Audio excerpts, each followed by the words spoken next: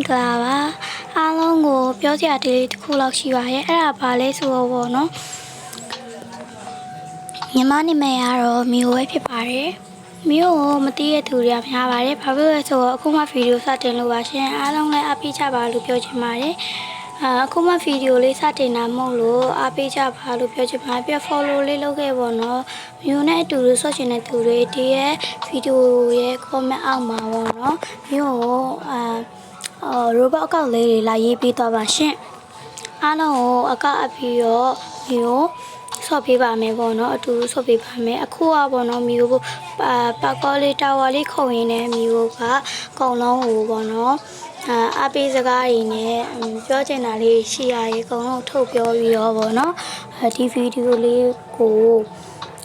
စနေဆုံးထိကြည့်ရှုပေးကြပါဦးရှင့်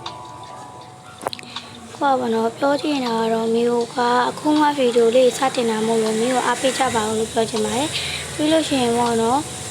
မျိုးပေါ့နော်ဒီလိုတော့ပါကောလေးခုံစီခြင်းနဲ့ပါကောလေးခုံရင်းနဲ့တချင်းလေးတွေဆူခိုင်းလို့လည်းရပါတယ်ရှင်တချင်းနာမည်တွေကိုလည်းအောက်comment အောက်မှာရေးခဲ့လို့ရပါတယ်မျိုးပေါ့နော်မျိုးက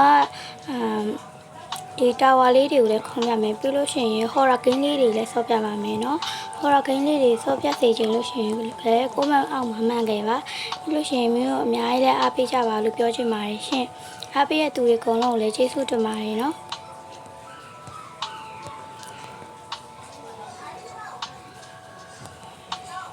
ပြောမျိုးဒီဗီဒီယိုထဲမှာပြောတဲ့စကားလေးတွေကနည်းနည်းအမားပါလေးရှိရင်ပေါ့နော်ခွင့်လို့ပါတောင်းပါပါတယ်ခဲမျိုးပြောချင်တာကတော့ပေါ့နော်ဗီဒီယိုကအခုမှစတင်တာမဟုတ်လို့အားပေးကြပါလို့ပဲပြောချင်တာပါ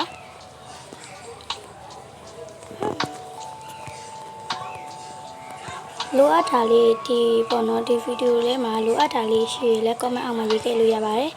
ပြီးရင်ပေါ့နော်မျိုးအခုမှဗီဒီယိုစတင်တာမဟုတ်လို့အားပေးကြပါအောင်လို့ပဲပြောချင်ပါတယ်အဲ့စကားအဓိကပေါ့နော်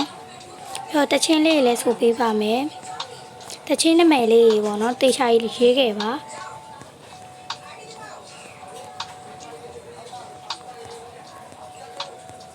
မျိုးဟော်ရာဂိမ်းလေးတွေလည်းဆော့ပြပါမယ်နော်မျိုးဗီဒီယိုတွေပေါ့နော်